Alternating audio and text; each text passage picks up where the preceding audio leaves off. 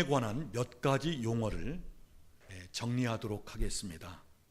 우리가 흔히 사용하는 성령 충만, 말 그대로 하나님의 신이 우리 가운데 임하여 우리 가운데 충만하게 거주하시는 상태. 그런데 그냥 우리 안에 가만히 계시는 것이 아니라 우리를 통치하고 다스리시는 것입니다. 그래서 성령 충만이라고 하는 단어는 성령의 지배를 받다, 성령의 통치를 받다, 그런 뜻입니다. 우리가 완전히 하나님의 성령에 이끌림 바 되고, 그리고 성령의 움직임에 따라 우리가 움직여지는 상태를 성령 충만이라고 일컫습니다. 그 다음 성령 세례라고 하는 말이 있습니다. 자, 우리 장로교에서는 물 세례를 베푸는데 약식 세례를 베풀고 있습니다. 그냥 물을 찍어서 그냥 머리에 이렇게 바르듯이. 그런데 본래는 침례입니다. 물 속에 완전히 잠기는 것입니다. 아예 그냥 물에 완전히 그냥 푹 들어가 버리는 것입니다. 저는 장로교 목사지만 개인적으로 이 세례 예식은 본래 예수님이 요단강에서 세례 요한에게 받으셨던 그 침례, 그 물 세례로 좀 그렇게 했으면 하는 개인적인 생각입니다. 왜냐? 그만큼 더 실감나게 세례의 의미를 느낄 수 있기 때문입니다. 자, 세례는 물에 푹 빠졌다가 다시 건짐을 받는 상태, 또는 물에 완전히 잠기다. 자, 성령 세례하면 성령께서 우리에게 물 붓듯 부어서 성령께 푹 잠긴 상태. 자, 그러면 성령 충만이나 성령 세례 다 같은 의미인데 무엇이 좀 다릅니까? 차이점을 이야기하자면 성령 충만은 우리의 내면적인 부분에 중점을 두고 있습니다. 그래서 우리 내면의 성령이 충만한 가운데 우리의 내면, 이 성품을 성령께서 만지시면서 우리 성품의 변화, 그래서 성령의 열매를 이야기한다면, 성령 세례는 성령께서 우리에게 완전히 물로 덮듯이 충만하게 덮어서 우리 육체를 통해서 나타나는 은사, 그래서 성령의 은사 또는 우리의 내면보다는 외적으로 임하는 것을 더 강조하는 그러한 의미라 생각을 합니다. 그리고 오늘 살펴보려고 하는 성령의 기름 부으심. 자, 성령을 우리에게 물 붓듯 또는 기름 붓듯 하시는데, 이 성령의 기름 부으심은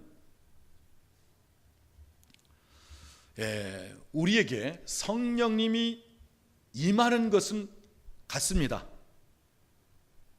그런데 이 성령의 우리 가운데 임하면서 우리로 하여금 하나님께서 특별히 하실 일이 있고, 그래서 하나님 앞에 어찌 보면 구별된 자처럼 우리를 여겨주심과 동시에 또한 단순히 머리에 그냥 기름이 부어지는 것으로 임하는 것으로 그치는 것이 아니라 성령의 능력과 권능이 임하는 것을 이야기하는 것입니다.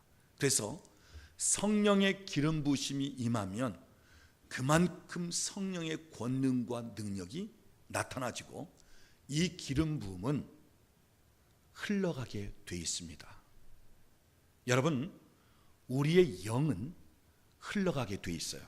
그래서 영적인 영향력을 주기도 하고 받기도 하는 것입니다. 요한복음 7장 38절을 보면 예수님께서 말씀하시기를 너희 배에서 생수의 강이 흘러나리라 그랬어요. 이것은 성령을 가리켜 말씀하심이라. 무슨 말입니까? 성령은 바로 우리 안에서 흘러간다는 것입니다. 다시 말하면 주변에 있는 사람들에게까지도 영향력을 끼친다고 하는 사실이죠. 그래서 성령의 기름 부으심 할 때는 바로 흘러가고 또는 영적으로 영향력을 주기도 하고 받기도 하는 그런 부분을 이야기하고 있는 것입니다. 자, 오늘 우리가 읽은 말씀 이사야 61장 1절부터 3절 말씀은 성령의 기름 부으심에 관한 말씀인데, 여러분 1절 말씀 보십시오. 주 여호와의 영이 내게 내리셨으니 이는 여호와께서 내게 기름을 부으사. 여기 보면 주 여호와의 영, 하나님의 신, 하나님의 영, 성령께서 임하시는데 어떻게 임하시냐면 기름을 부으사 이렇게 표현하고 있습니다. 즉 성령께서 임하시는데 기름 부음으로 임하셨다는 것입니다. 여러분, 우리가 구약 성경을 보면 기름 부음 받는 광경이 묘사되고 있죠. 머리에 기름을 붓는 장면들이 나타나죠. 자, 어떤 사람에게 기름을 부었습니까? 왕이든지 또는 제사장, 선지자를 세울 때는 머리에 기름을 부어서 하나님께서 당신을 왕으로, 선지자로, 제사장으로 세웁니다는 표시를 했고, 단순히 머리에 기름이 부어지는 것으로 구별된 것으로만 그치는 것이 아니라 위에 기름이 부어지는 것처럼 그 왕의 직무, 제사장의 직무, 선지자의 직무를 감당할 수 있는 능력도 그에게 임했다고 하는 사실입니다. 그 다음 우리가 구약 성경을 보면 기름을 바르는 광경을 또한 볼 수 있습니다.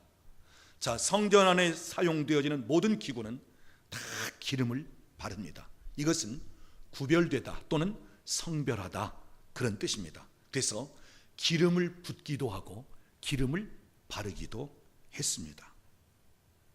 특별히 성경에 보면 성령을 상징하는 표현이 있는데 바람, 불 또는 때로는 연기, 또 신약에 보면 비둘기, 그런데 그 중에 강력하게 표현되어지는 것은 기름으로 표현되고 있습니다. 그래서 오늘 저는 이 성령의 기름 부으심을 받으면 성령님이 우리에게 기름 붓듯 우리에게 임하시면 어떤 변화가 있게 되는가 하는 것을 말씀드리려고 합니다.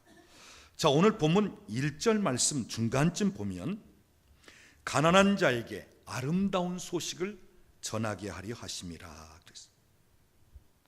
여기서 가난한 자는 겸비한 자, 그래서 이 심령이 가난한 상태가 되어서 무엇이든지 받아들일 수 있는 아주 겸비한 마음을 품은 상태를 가리키는 것입니다. 여러분, 우리의 마음이 비어 있고 또 겸손한 상태가 되어 있으면 무엇이든지 받아들일 수 있습니다. 그러나 우리 마음에 다른 것으로 가득 차 있고 또 우리가 무엇인가를 받아들이려고 하는 겸손한 마음이 아니라면 받아들일 수가 없는 것입니다.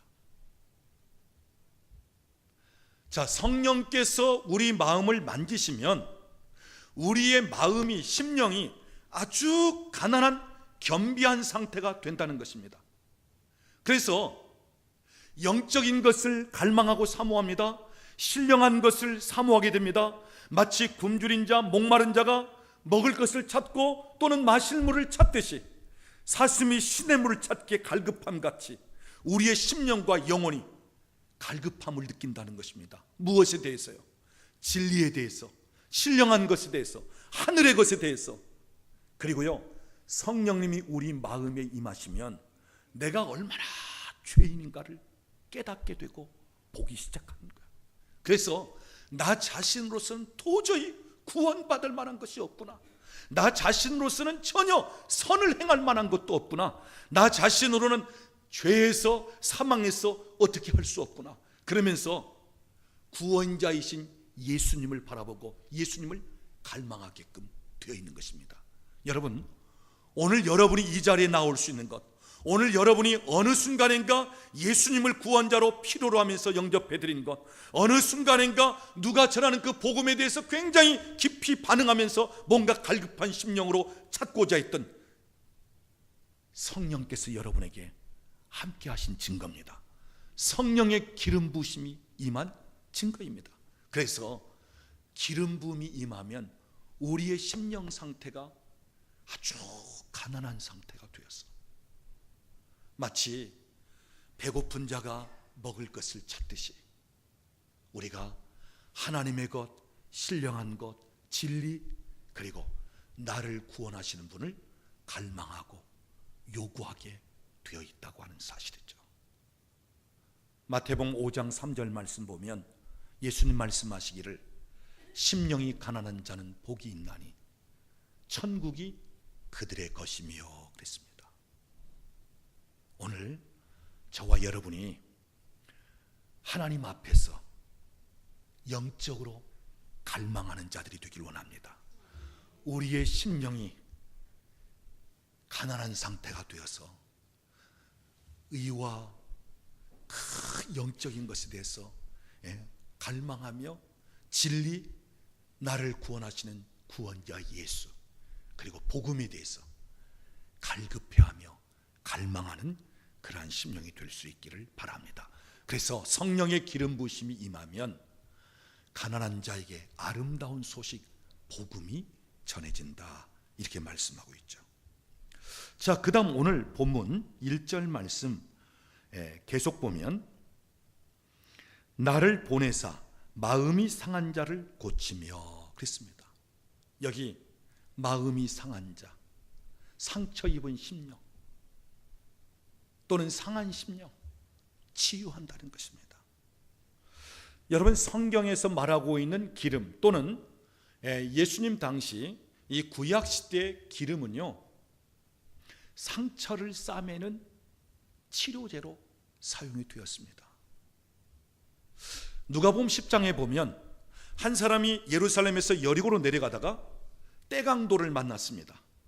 있는 것 다 빼앗겼습니다. 옷도 벗기고 마치 죽을 듯이 그냥 때렸습니다. 그리고는 도망쳤습니다. 마침 사마리아 사람이 그 길을 지나가고 있다가 강도 만난 사람을 발견하게 됩니다. 그때 어떻게 하죠? 자기가 가지고 있던 포도주와 기름을 그 맞은 사람 상처에 붓습니다. 그리고 그를 주막에 데리고 갑니다. 자, 여기 포도주는 상처를 소독하는 소독제라고 한다면 그 상처에 부었던 기름은 그 상처를 아물게 하고 싸매는 치료 역할을 하는 치료제입니다. 자, 기름은 옛날에 치료제로 사용이 되어졌어요. 자, 일반적인 기름이 육적인 질병을 치료하는 치료제였다면 영의 기름인 성령 하나님은 오늘 우리의 심령을 치유하는 치료하시는 분 되신다고 하는 사실입니다. 사랑하는 여러분, 하나님은 오늘도 치료자이십니다. 우리를 어떤 질병에서든 어떤 영적인 환경에서든 다 치료하실 수 있는 치료자가 되십니다. 오늘 우리 마음 속에 있는 상처, 이것이 굳은 마음, 마치 토양에 돌멩이들이 있는 것 같은 그러한 상처일진데, 제가 지난주일에도 이 상처에 관해서 말씀을 드렸는데, 여러분, 이 상처가 많다 보면 우리의 마음이 견고해집니다. 딱딱해집니다. 굳어집니다. 그리고 자아, 자기 틀 또는 고집, 강박관념, 피해의식, 이런 것으로 톨톨 뭉쳐있는 거야. 그래서 하나님과의 관계도 잘 안 되고 인간과의 관계도 잘 안 되는 것입니다. 동시에 너무나 굳어져 있고 너무 자기 틀이 강하기 때문에 새로운 변화나 새로운 어떤 삶의 시도를 할 수가 없는 것입니다. 상처가 많다 보면 감사할 수 있고 참 행복할 수 있는 환경이 주어져 있음에도 행복을 느끼지를 못하는 거예요. 그런데 본인만 행복을 느끼지 못하고 불행한 것으로 끝나면 되는데 주변에 있는 사람들까지도 불행하게 만듭니다. 또 자기 속에 있는 상처를 다른 사람에게 또 꺼내주게 되어 있습니다. 여러분, 혹시 여러분 중에 나는 지금까지 상처만 받아왔습니다 하는 분 계십니까? 아니요. 여러분도 엄청 많이 상처 줬거든요. 상처가 있다면 상처를 주게 돼 있어요. 그래서 상처는 또 다른 상처를 낳는 것입니다. 그리고 내 당대에만 그친다면 모르는데 내 자녀들까지도 그 상처를 물려주게끔 되어 있습니다. 그래서 한마디로 상처를 많이 갖고 있으면 불행한 삶을 살 수밖에 없는 것입니다. 하나님이 우리에게 주신 축복도 취하지 못하고, 또한 하나님께서 앞으로 우리에게 주실 것이 너무나 많은데도 상처가 그것을 다 가로막고 방해하는 식이 되어버리는 것입니다. 그래서 여러분, 오늘 우리에게는 무엇보다도 우리 내면에 있는 이 굳어있는 이 딱딱한 이 상처를 치유할 필요성이 있다고 하는 사실이에요. 오늘날 내적 치유라고 하는 말이 일반화되면서 상처 치유를 하는 사역자든 또는 상처 치유를 하는 단체들도 많고요. 그리고 내적 치유를 받고자 하는 사람들도 많이 있습니다. 그런데 대부분 혼적인 치유로 끝납니다. 그냥 마음이나 그 속에 있는 좀 답답한 것 그냥 이렇게 만지면서 후련하게 하면서 끝나요. 예를 들자면 속에 분노가 가득 차 있는 사람, 폐차가 되어 있는 자동차를 방망이 하나 줘가지고 그냥 막 때려 부수도록 합니다. 막 유리창도 깨고 그냥 막 본네트 있는 대로 그냥 막 두드려 패고, 자, 속에 뭔가 분노가 차 있고 속에 그 뭔가 응어리진 것이 있으니까 그 몽둥이로 막 때릴 때는 어때요? 뭔가 속에 있는 것이 표출되면서 속이 후련하고 시원한답니다. 때로는 그 폐차 타이어를 놓고는 막 타이어를 그냥 야구방망이로 막 치도록 하는 거예요. 치고 나면 좀 후련하죠. 근데 얼마 못 가서 또 마찬가지예요. 그러니까 혼적인 치유는 그 당시는 좀 후련하지만 오래 가진 못하고요, 근본적인 치유는 될 수가 없다고 하는 사실이죠. 진짜 우리의 내면을 만지시고 치유하시고 회복시키시고 새롭게 하시는 분은 성령 하나님이십니다. 그래서 성령님이 내 안에 들어오셔서 나를 만질 때, 그리고 내가 성령께 내 마음을 내어 맡기면서 나를 치료하세요, 나를 만지소서, 나를 회복시키세요, 나는 이러한 상한 마음을 가지고 있습니다, 내가 이런 마음 때문에 힘들고 고통스럽습니다, 괴롭습니다. 그러면서 성령님을 환영할 때 성령님은 오늘 우리를 만지시면서 우리의 내면적인 상처를 치유하신다고 하는 사실입니다. 오늘 저와 여러분이 성령의 기름 부음을 통해서 우리의 내면이 치유되고 또는 수술될 것은 수술되면서 그래서 새롭게 변화되는 역사가 있기를 우리 주님의 이름으로 축원합니다. 그 다음 오늘 본문 말씀 1절 끝에 보면 포로된 자에게 자유를, 갇힌 자에게 노임을 선포하며 그랬습니다. 여기 포로되고 갇힌 자를 이야기합니다. 여러분, 포로는 자기 힘으로는 절대 풀려날 수가 없습니다. 옥에 갇혀 있는 사람도 자기 힘으로는 그 옥에서 벗어날 수가 없는 것입니다. 자, 여기 포로되고 또는 갇혀 있다는 말은 자기 의지, 자기 힘, 자기 방법으로는 어떻게 할 수 없다는 거예요. 자, 여기에 대해서 여러 가지로 해석할 수 있는데 먼저는 중독 상태를 이야기하는 것입니다. 알코올 또는 마약 또는 도박 또는 게임, 성중독, 모든 중독에 딱 사로잡히면 자기가 알고 있음에도 불구하고 자기 힘으로, 자기 의지로 벗어날 수가 없어요. 왜냐? 거기에 딱 잡혀 있기 때문에, 마치 포로되고 갇힌 바 되어 있기 때문에 스스로 벗어나기가 힘들다고 하는 사실이죠.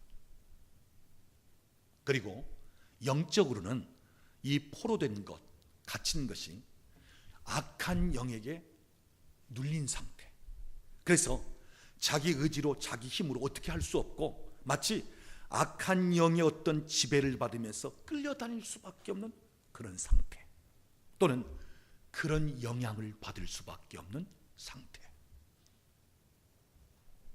그리고 우리는요, 육체는 정신의 영향을 받게 돼 있고, 우리의 정신은 영의 영향을 받게 돼 있습니다. 그래서 우리의 몸의 질병은 알고 보면 마음의 질병이 육체로 드러나는 거예요. 또한 우리의 정신적인 문제는 영적인 것에 드러나는 표현입니다. 그러니까 가장 깊이 들어가는 부분은 영적인 차원이에요. 여러분, 오늘날 국민소득은 늘어나고요, 우리나라 선진국 대열에 들어섰다고 하지만, 근데 여러분, 사실은 옛날이 훨씬 살기 좋았습니다. 훨씬 편했어요. 갈수록 힘들어요. 갈수록 스트레스를 많이 받아요. 갈수록 정신적인 문제가 많이 발생되고 있어요. 갈수록 영적인 부분에 대해서 굉장히 공격을 받고 힘들어하는 세상이 되어 있어요. 여러분, 얼마나 스트레스를 받습니까? 여러분, 얼마나 요즘 보면 어린아이들까지도 이 정신적인 문제 때문에 고통을 당합니까? 여러분, 오늘날 많이 가졌고 많이 배웠고 좋은 환경 속에 있으면서도 우울증 때문에, 불면증 때문에, 또는 공황장애로 인해서, 또는 여러 가지 이 정신적인 질환 때문에 얼마나 많은 사람들이 고통을 당하고 있는 줄 아십니까? 갈수록 세상은 눈에 보이는 이 물리적인 정도가 아니고요, 이제는 정신적인, 영적인 면으로 가게 돼 있어요. 옛날에는 오늘날처럼 그렇게 우울증 환자, 정신질환을 겪고 그렇지 않았거든요. 그런데 갈수록 늘어나게 돼 있어요. 여러분이 우울증에 시달려 보지 않았습니까? 때로는 불면증에 시달려 보지 않았습니까? 어느 순간 멍하면서 기억이 없어지는 그런 고통 겪어보지 않았습니까?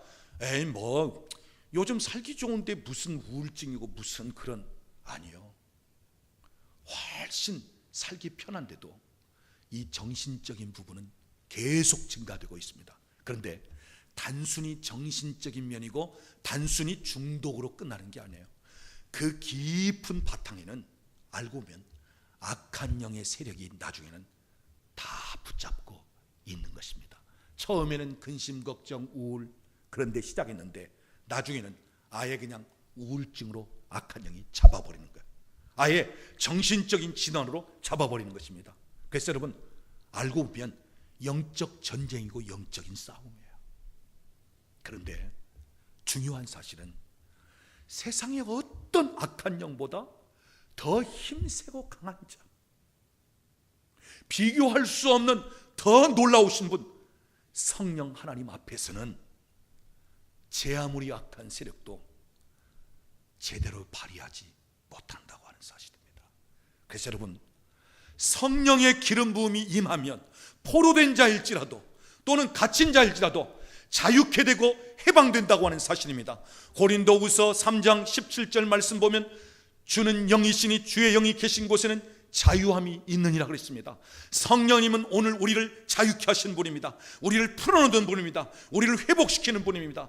또한 이사야 10장 27절도 보면 기름진 까닭에 멍에가 부서지리라 그랬습니다. 여러분, 소의 목에 멍에를 씌우고 있으면요, 그 소는 자유할 수가 없어요.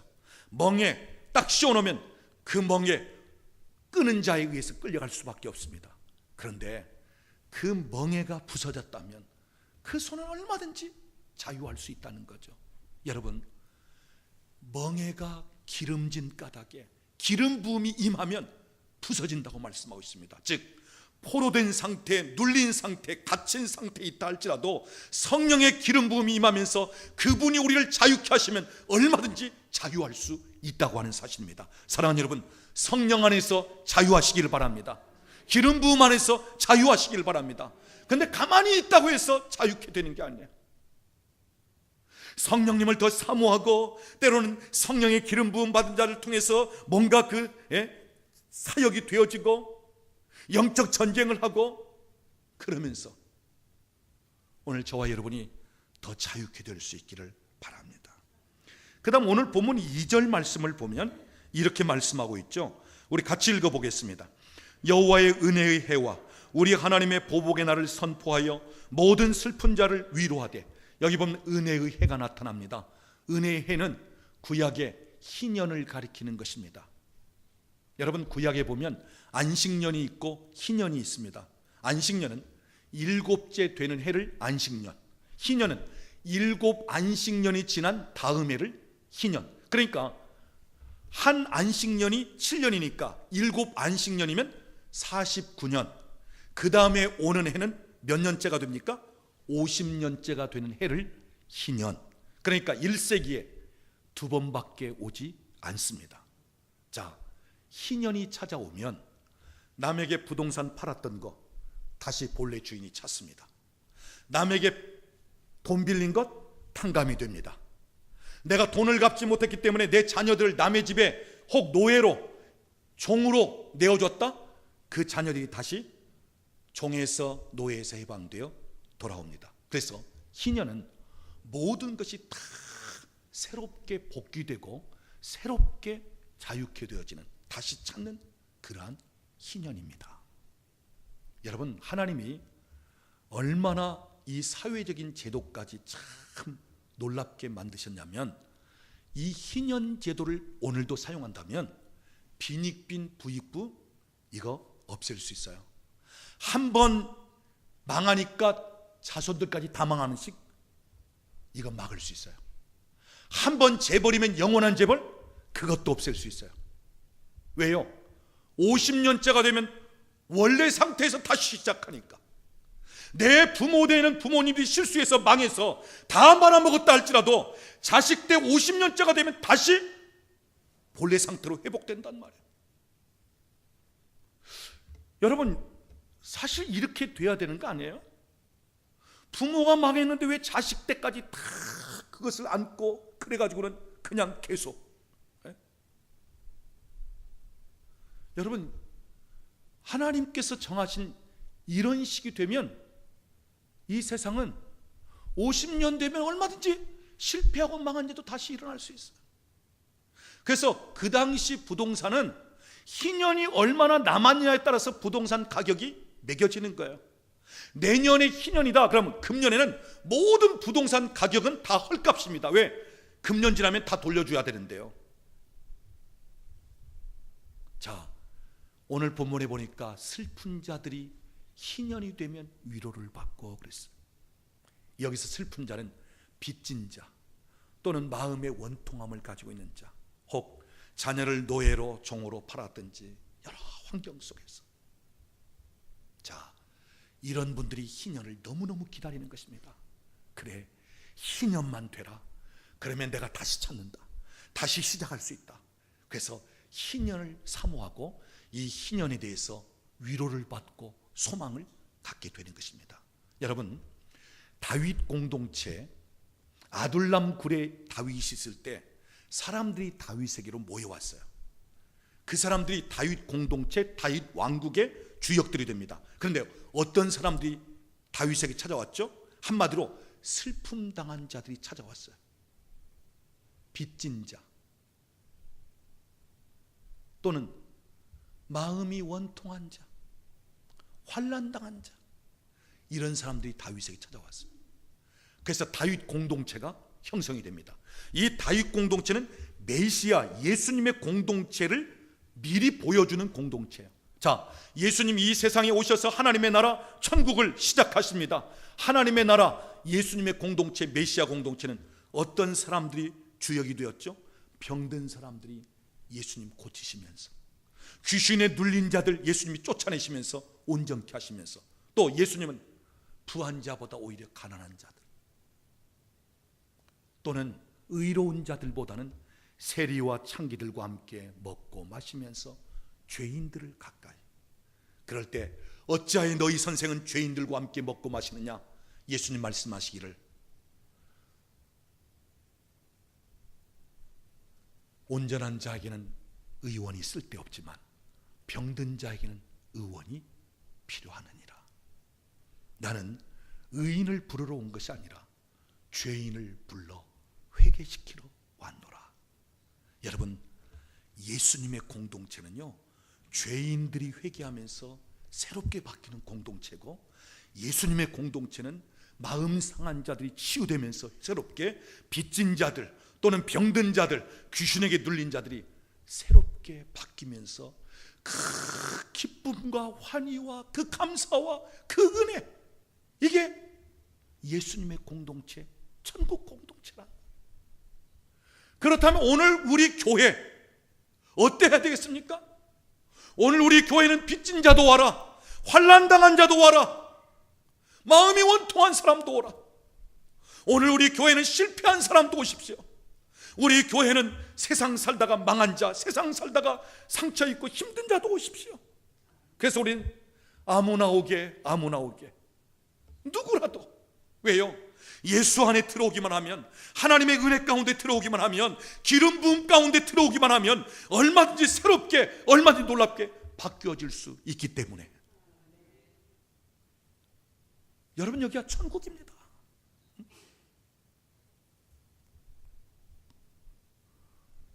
오늘 우리 교회가 할 일이 참 많지만 그 중에 하나가 마음 상한 자, 환난당한 자, 빚진 자, 그리고 힘들어하는 사람들, 그들이 와서 자유함을 입고, 그러면서 기쁨을 갖고 위로받고 소망을 갖고, 그러면서 와, 하나님이 내 삶을 이렇게 바꾸셨구나, 하나님이 나를 이렇게 자유하게 하셨구나, 하나님이 내 마음을 이렇게 치유하셨구나, 하나님께서 나에게 이렇게 참 놀라운 은혜를 주셨구나, 그러면서 하나님의 이름을 높이 올려드리고, 내 주변에 있는 사람들, 멀리 열방들까지라도 나를 통해서 일하신 하나님, 내 삶에 역사하신 그 하나님의 이름을 높여드릴 수 있게 하는 것, 이것이 바로 오늘 교회입니다.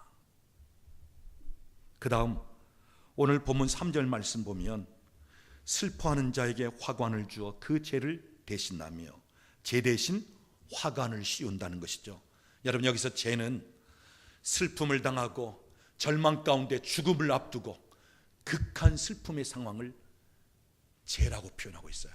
그래서 잿더미 가운데 앉든지 아니면 몸에 죄를 뿌리든지, 이것은 아주 극한 슬픔 또는 죽음을 앞에 두었을 때, 위기에 처했을 때 그런 행동을 했습니다.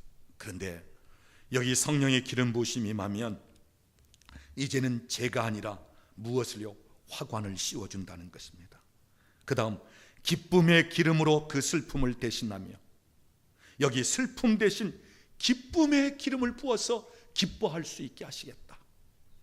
그 다음 찬송의 옷으로 그 근심을 대신하시고, 우리의 근심 대신 찬송의 옷을 입혀서 말할 수 없는 기쁨의 찬양, 감사의 찬양을 하게 하시겠다는 것입니다. 사랑하는 여러분, 기억하십시오. 성령의 기름 부음이 임하면 우리의 삶 속에서 슬픔, 근심, 걱정, 그것은 이제는 더 이상 우리 안에 영향력을 끼치지 못하고, 오히려 기쁨, 감사, 찬송, 그러면서 말할 수 없는 그 환희와, 그래서 성령님은 오늘 우리에게 희락의 영으로 임하시고 역사하시는 것입니다. 하나님의 나라는 의와 희락과 평강이라고 말씀하고 있는 것입니다. 사랑하는 여러분, 예수님 말씀하시기를 귀신이 떠나가는 것을 보면 하나님의 나라가 임하였느니라. 무슨 말입니까? 악한 영의 세력의 통치가 끝나고 하나님의 통치가 임했다는 거예요. 바로 평강, 의, 희락. 오늘 우리 예수 믿는 사람들 근심할 수 있어요.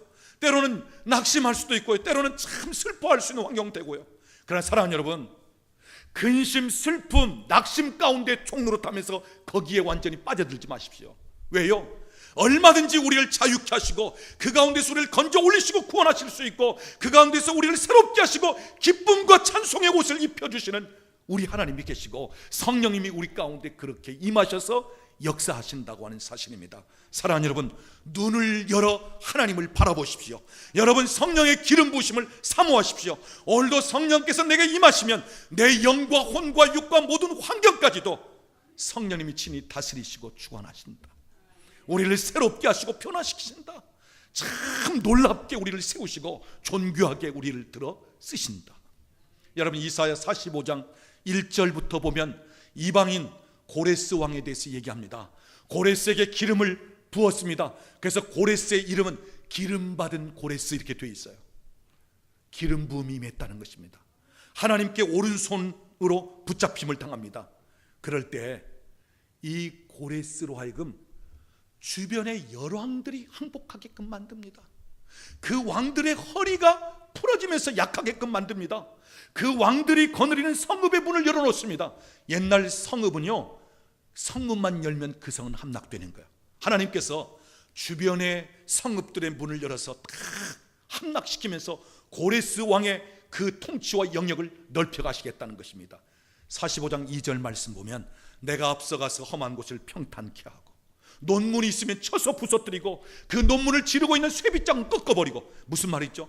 성령의 기름 부음이 임하면 하나님이 우리보다 앞장서 가시면서 방해되는 것, 막아서는 것 있으면 그거 치우시고 하나님께서 평탄한 길을 열어놓으시겠다는 것입니다. 3절 말씀 보면 흑암 중에 보아와 은밀한 곳에 숨은 재물을 찾아서 안겨주시겠다. 무슨 말입니까? 물질 재물에 관한 것까지도 하나님께서 친히 만지시겠다는 것. 그래서 여러분, 오늘날 하나님은 부의 이동을 시킬 수 있는 하나님이십니다. 하나님은 우리에게 주시기도 하시고 취하기도 하시는 것입니다. 악한 자들이 아무리 지금 많은 보물과 재물을 가지고 있다 할지라도 하나님께서 그것을요, 하나님이 원하시는 곳에 갖다가 쓰실 수 있고 옮기실 수 있다는 것입니다. 그래서 우리의 영과 혼과 육뿐 아니라 우리의 삶을 살아가는 데서 필요한 재물들도 하나님께서 통치하시고 하나님이 주관하신다는 말씀. 목적은 무엇입니까? 이스라엘의 하나님 되심을 모든 사람으로 알게 하시려고.